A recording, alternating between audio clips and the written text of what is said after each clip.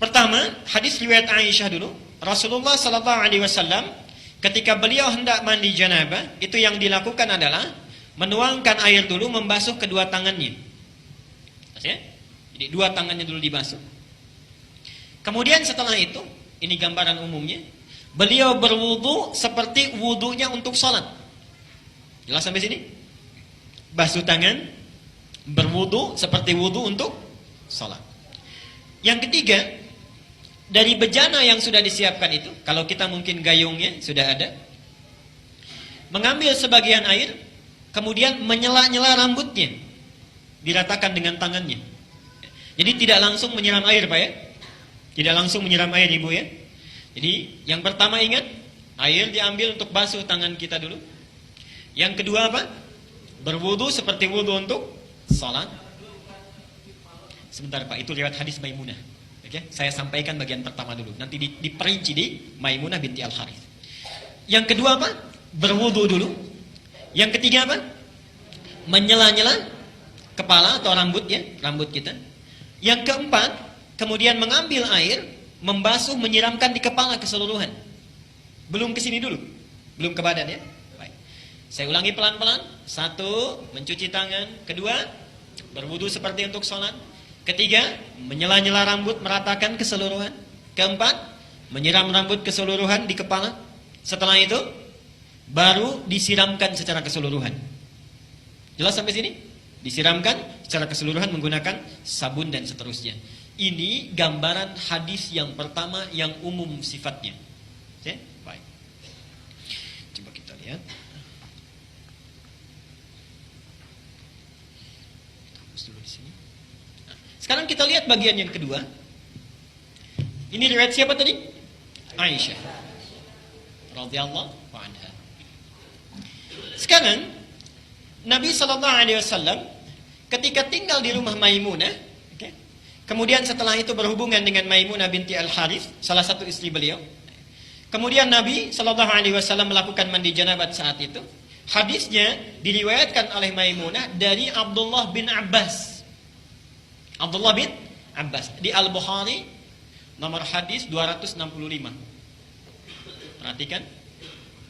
Sebentar, saya menyimpang dulu pelan-pelan. Ibu masih ingat Bapak kisah Ibnu Abbas itu? Anaknya usia berapa tahun?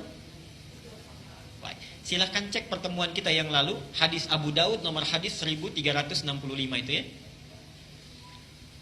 Ibnu Abbas dalam usia 4-5 tahun itu memaksa ingin tinggal di rumah bibinya Maimunah. Jadi Maimunah ini bibinya Ibnu Abbas.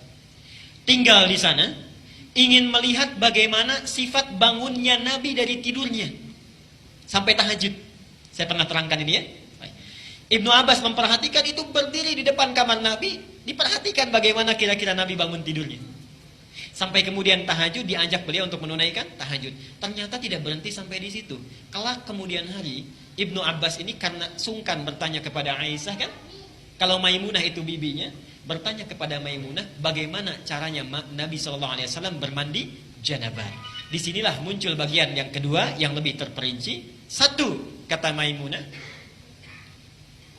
Nabi SAW bila hendak beliau bermandi janabat, perhatikan, satu, mengambil air dengan tangannya, okay?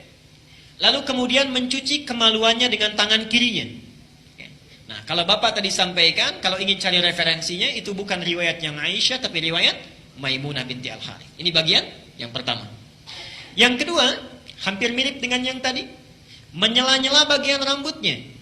Okay? Bagi perempuan, ada dua cara. Boleh diikat, dikepang. Karena Maimunah itu juga pernah diikat, dikepang.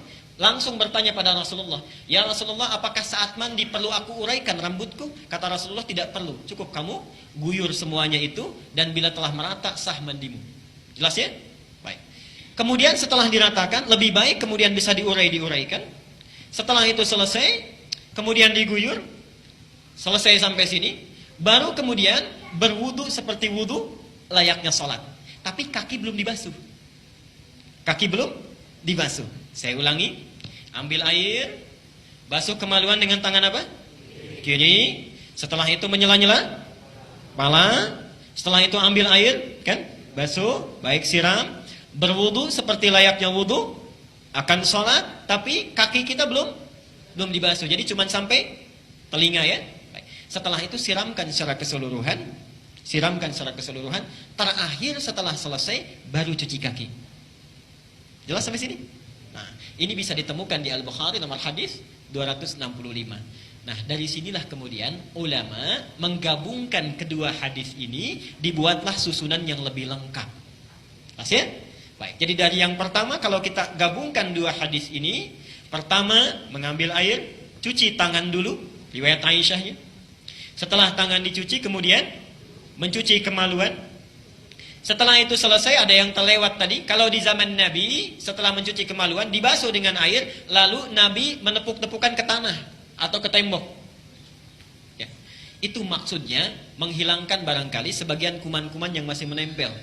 Sifat tanah kan bisa menghilangkan, karena dulu belum ada sabun seperti sekarang. Kalau bapak ingin ikut, ibu ingin ikut sunnah Nabi, ikuti dengan cara yang cerdas. Jangan setelah dibasuh, tempel-tempelkan ke tembok begini. Cukup pakai sabun, dicuci dengan sabun.